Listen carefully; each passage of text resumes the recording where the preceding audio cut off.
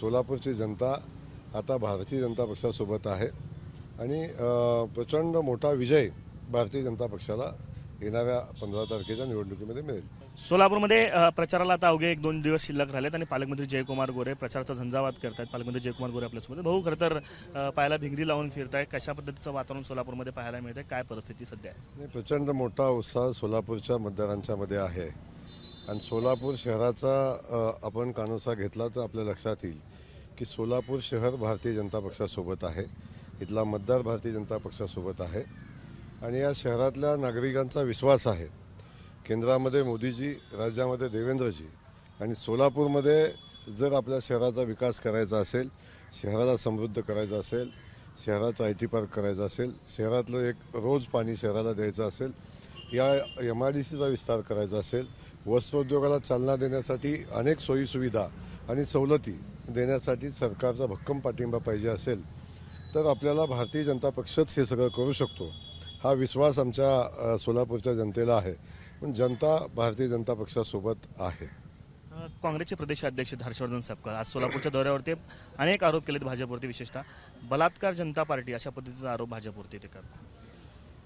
काँग्रेसचे प्रदेशाध्यक्ष हर्षवर्धनजी सपकाळ साहेब त्यांना मी चांगलं ओळखतो.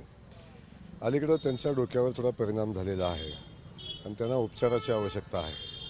माझं म्हणणं आहे काँग्रेस पक्षाने विचार करावा, तातडीनं उपचार करावेत. अन्यथा काँग्रेस पक्षाचा विचार आणि दिशा कुठं जाईल माहिती नाही. तर मी आपल्याला सांगेन की हर्षवर्धन सपकाळांनी आणि इथल्या स्थानिक काँग्रेसच्या नेतृत्वानं आत्मपरीक्षण करण्याची आवश्यकता आहे.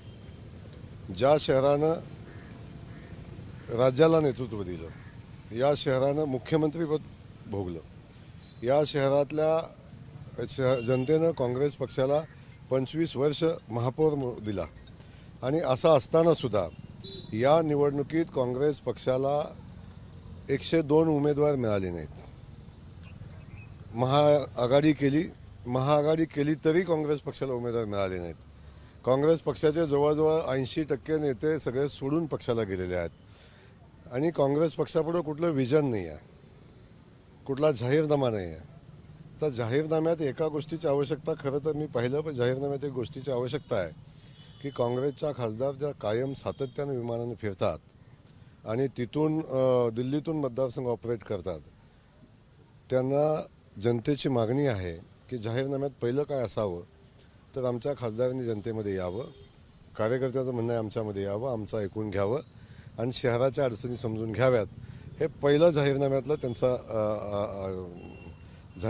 पहिलं सूत्र हे असावं. अशा पद्धतीची परिस्थिती आपण सगळेजण बघतोय. माझी विनंती या निमित्तानं काँग्रेस पक्षाला राहील, प्रदेशाध्यक्षांना राहील की आत्मपरीक्षणाची नितांत आवश्यकता आहे. सोलापूरची जनता आता भारतीय जनता पक्षासोबत आहे आणि प्रचंड मोठा विजय भारतीय जनता पक्षाला येणाऱ्या 15 तारखेच्या निवडणुकीमध्ये मिळेल. हो, ते मुख्यमंत्र्यांना वेगवेगळी विशेषणं लावतात. म्हणजे आता चोमू, गजनी, विसरभोळा अशा पद्धतीची सगळी विशेषणं लावतात मुख्यमंत्र्यांसाठी. आता मी तुम्हाला मगाशीच सांगितलं की ज्यांचं डोकं तपासण्याची नितांत आवश्यकता आहे, त्यामुळं त्यांच्या डोक्यातनं कधी काय येतं हे त्यांना माहिती आहे. पण डोकं तपासून त्याच्या उपचाराची आवश्यकता आहे आणि काही दिवस प्रदेशाध्यक्षपद सोडून आपण उपचार घ्यावेत अशा पद्धतीचा सल्ला या निमित्तानं आहे. मुख्यमंत्री काय आहेत, मुख्यमंत्र्याची काय क्षमता आहे, मुख्यमंत्र्यांनी महाराष्ट्रासाठी काय केलेलं आहे हे महाराष्ट्रातली जनता जाणते. याच्यासाठी हर्षवर्धन सपकाळांच्या सर्टिफिकेटची आवश्यकता मुख्यमंत्री महोदयांना नाही. महाराष्ट्रातल्या जनतेनं मुख्यमंत्री महोदयांना विकास पुरुष म्हणून सर्टिफिकेट दिलेलं आहे. हे आपण सगळेजण पाहतोय. फक्त इथंच नाही आहे, मुंबई शहराचा विकास मेट्रो पुरुष म्हणून त्यांच्याकडे बघितलं जातं. या राज्यामध्ये आणलेली सगळ्यात जास्ती गुंतवणूक आहे, त्यामुळे उद्योग पुरुष पण त्यांना समजलं जातं. त्यांना आपण बघतो की जलनायक म्हणून पण आपण त्यांना बघतो की ज्या माणसानं या महाराष्ट्रातल्या दुष्काळमुक्तीचा ध्यास घेतला आहे आणि बहुतांश भाग दुष्काळमुक्तीकडे जात असताना उर्वरित भागाला सुद्धा दुष्काळमुक्तीसाठी प्रचंड मोठा निधी आणून दुष्काळमुक्ती करण्याचा संकल्प मुख्यमंत्री झाल्या केलेला आहे. लोक तर निवडणूक सुरू झाल्यापासून तुम्ही प्रचंड धक्के सोलापूरकरांना देताय. एक धक्का काही वेळापूर्वी तुम्ही दिला, राष्ट्रवादीच्या अधिकृत उमेदवाराला तुम्ही पक्षात घेतलाय.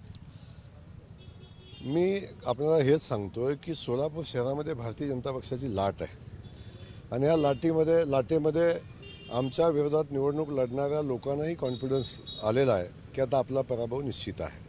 आणि त्यासोबत आपल्या सगळ्या उमेदवारांना समोरच्या सगळ्या पक्षांनी वाऱ्यावर सोडलेलं आहे.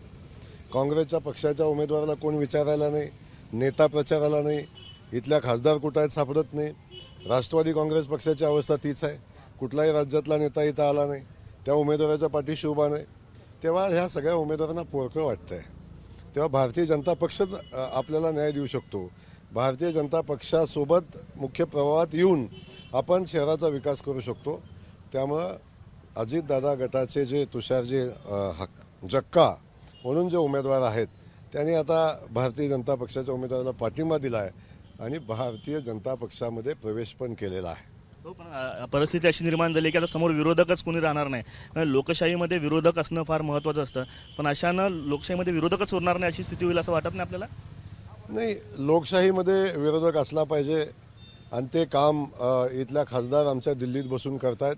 सोलापूर शहरावर त्यांची दिल्लीतनं खूप चांगली नजर आहे आणि सोलापूर शहरातल्या बारीक सारीक घडामोडी त्या दिल्लीतून बघतायत आणि ते राजीव गांधीच्या कानावर पण घालतायत, राहुल गांधीच्या कानावर पण घालतायत. त्यामुळं अगदी उत्तम चाललेलं आहे विरोधी पक्षाचं काम. कारण त्याला ना इथल्या जनतेशी देणं घेणं आहे, ना इथल्या निवडणुकीशी देणं घेणं आहे. फक्त त्यांना एकच आहे की राहुल गांधींच्या पुढं मी मोदीजींच्यावर टीका करते, मी देवेंद्रजींच्यावर टीका करते, मी राष्ट्रीय नेते आहे, अशा पद्धतीची परिस्थिती निर्माण करण्याचा प्रयत्न त्या करतायत. त्यांच्या मर्जीमध्ये जाण्याचा प्रयत्न करतायत आणि सातत्यानं त्यांना आवडतं की दिल्लीसोबत आणि पक्षाच्या नेत्यासोबत चर्चा झालेली, नाव आलेलं. शेवटचा प्रश्न काय तर पुण्यामधलं राष्ट्रवादी आणि भाजपमधला वाद अजून शमलेला नव्हता, पण आजच्या या प्रवेशामुळे त्यात आणखी थोडी ठिणगी पडेल असं वाटत नाही आपलं कुठेतरी? काही कारणच नाही. आम्ही कुठल्याही उमेदवाराला बोलावायला गेलोच नाही की आम्हाला पाठिंबा द्या. जर एखादा उमेदवार आमच्याकडे आम्हाला पाठिंबा द्या म्हणून आला तर आम्ही घेऊ नये का? त्यांचा आरोप आहे 25 लाख रुपये तुम्ही दिलेत.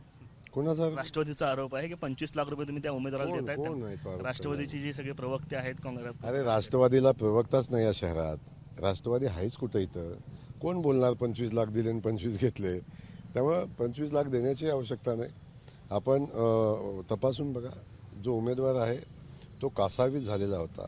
मी उमेदवार आहे, मला कोण विचारणा, माझ्या मागं कोण पक्ष नाही, माझ्या मागं कार्यकर्ता नाही. या परिस्थितीमध्ये आपण काय करायचं? त्यामुळे पक्षानं कार्यकर्त्याच्या पाठीशी ठामपणे उभं राहायचं असतं, त्याला बळ द्यायचं असतं, त्याला निवडणुकीसाठी लढण्यासाठी जी शक्ती द्यायला पाहिजे कार्यकर्त्यांच्या माध्यमातून, पक्षाच्या माध्यमातून ती दिली पाहिजे. ती न देता कशी निवडणूक लढणार? तुम्ही समोरनं AK-47 घेऊन आलेल्या सैनिकासोबत लढायला तुम्ही हातात लाठीकाठीसुद्धा साधी नाही आहे आणि मागं सैनिकही नाही आहे.